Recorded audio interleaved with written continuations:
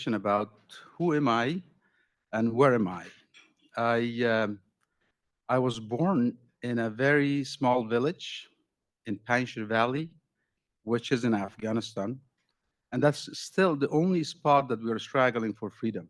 We're still fighting against all these injustices. So I was born there.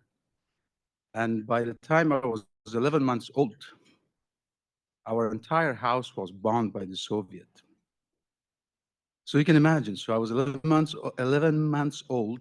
So we started the journey of surviving basically.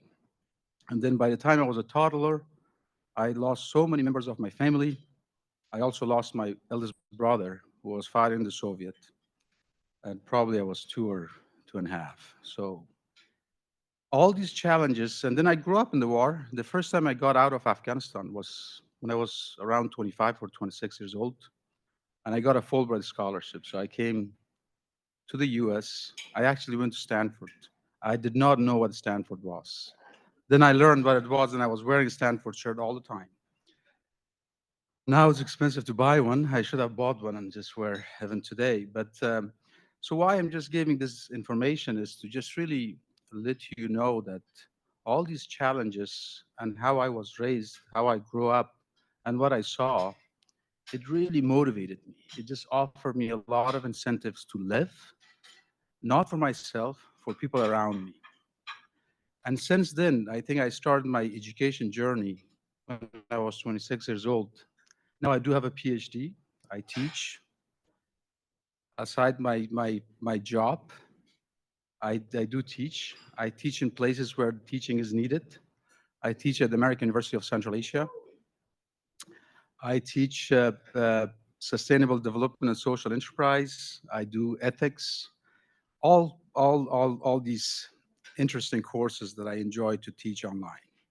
So I think that's the message I'm trying to deliver. So for me, living is not really living for myself. It's just living for others what I can offer. And that's why I've positioned myself historically. In terms of expertise, I'm considered to be some sort of a human development expert. I've done a lot of work in income and also education. And I was very lucky. I had no clue what Project C.U.R.E was. And LinkedIn, thanks to AI, and LinkedIn was telling me that this is a perfect job for you. When I came to the US, was 2022 September. I didn't know what to do because I was still working in China. But I thought, in here, I don't think if they need my help, what I can do to be more impactful. But then LinkedIn and also Project C.U.R.E and AI all combined and other forces. So I just really just applied for this job, and I was on a road trip. And then the next thing I received an email from our chief of staff, current chief of staff, saying that you have a meeting with the CEO. For me, a CEO, the title is intimidating, and I probably don't want to talk to a CEO. But I'm glad I did. So we have an amazing CEO. We have an amazing team. So Project C.U.R.E is the largest in the largest distributor of overstocked and donated medical equipment and supplies. We are serving 138 countries. I just know that Dr. Sam's a fan. He knows Project C.U.R.E more than me, and he has the capacity to really introduce Project C.U.R.E better than me. But I think we are here, and anytime we have an office, our headquarters is in Denver, but we have an office here in DC. My mentor knows where it is.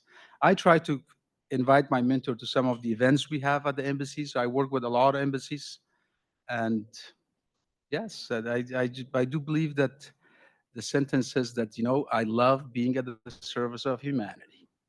If that's enough, thank you so much.